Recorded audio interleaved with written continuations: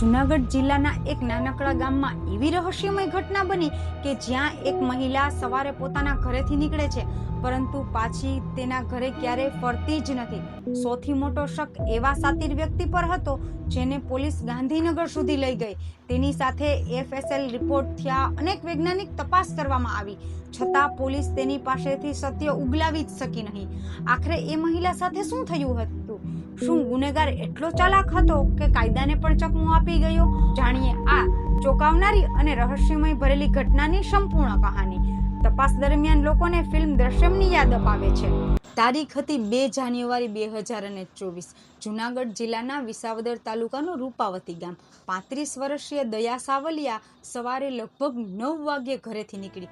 તેની પાસે સોનાના દાગીના અને લગભગ રોકડ મિલાવી અને 9,60,000 રૂપિયા રોકડા હતા।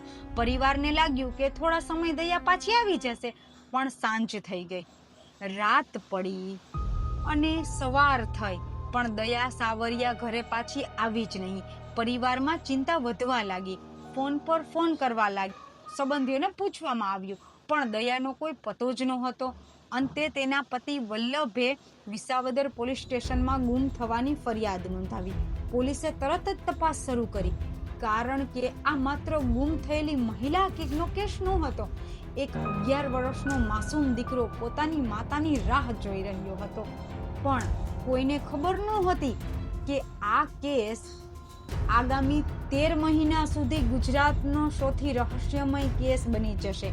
પણ સૌથી મોટો સવાલ તો એ હતો કે દયા આખરે ક્યાં ગઈ? શું તે પોતાની મરજીથી ગઈ હતી? તેની સાથે કંઈક ભયાનક બન્યું હતું। દયાના ગુમ થવાના સમાચાર આખા ગામમાં ફેલાઈ ગયા। પોલીસે તપાસની શરૂઆત કરી। પરિવાર, સંબંધીઓ, મિત્રો અને ઓળખીતાઓથી લઈ અને જે કોઈ વ્યક્તિ દયાના સંપર્કમાં આવ્યું તે દરેક વ્યક્તિઓની પૂછપરછ શરૂ થઈ। દરેકના ફોન કોલ, મુલાકાત અને દરેકની માહિતીની તપાસ કરવામાં આવી। તપાસ દરમિયાન પોલીસને એક એવી માહિતી મળી કે જાણે આખા કેસની દિશા જ બદલી નાખી હતી।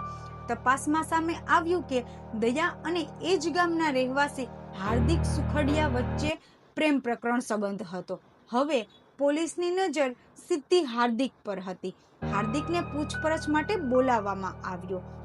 તેના ચહેરા પર ગભરાહટ જરા પણ નહોતી। તે ખૂબ શાંતિથી એક જ વાત વારંવાર કહેતો હતો, દયા મારી સાથે નહોતી, તે કોઈ રાહુલ નામના બીજા માણસ સાથે ચાલી ગઈ છે। આ નિવેદન પછી તપાસની દિશા થોડા સમય માટે બદલાઈ ગઈ। પોલીસે વાતની પણ તપાસ શરૂ કરી।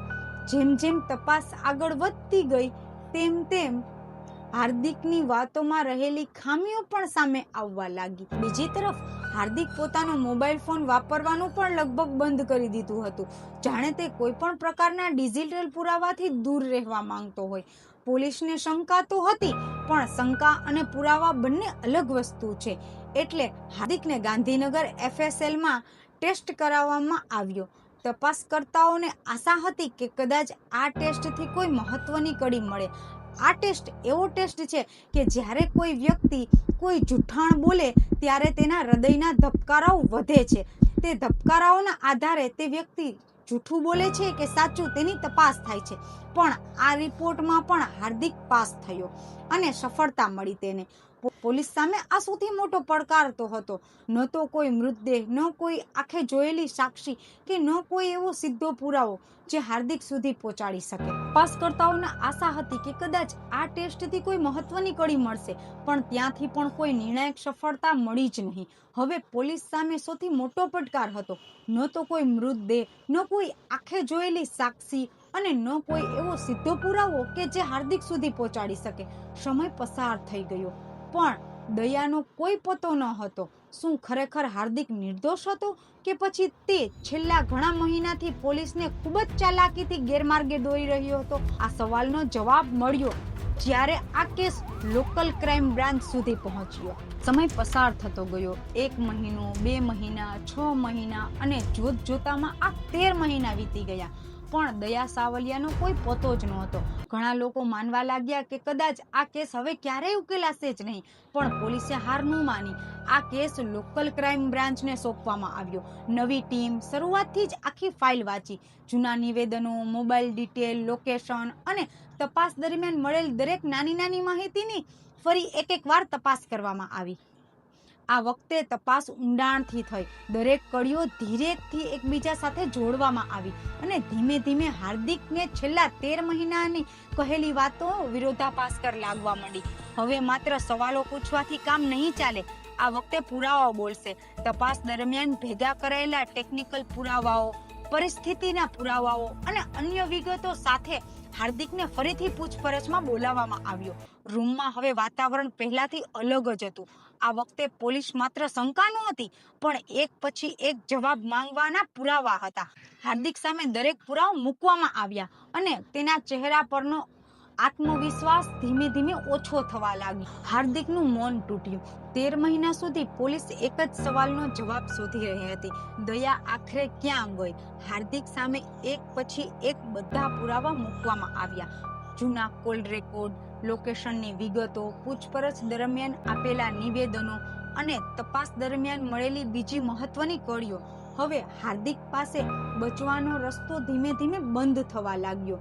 રૂમમાં થોડા ક્ષણ માટે સંપૂર્ણ શાંતિ છવાઈ ગઈ. પોલીસ અધિકારીઓએ ફરી એકવાર હાર્દિક તરફ જોયું અને માત્ર એટલું જ કહ્યું, હવે સાચું કહી દો. થોડા ક્ષણો સુધી કોઈ કંઈ બોલ્યું જ નહીં. પછી હાર્દિકનું મૌન તૂટ્યું.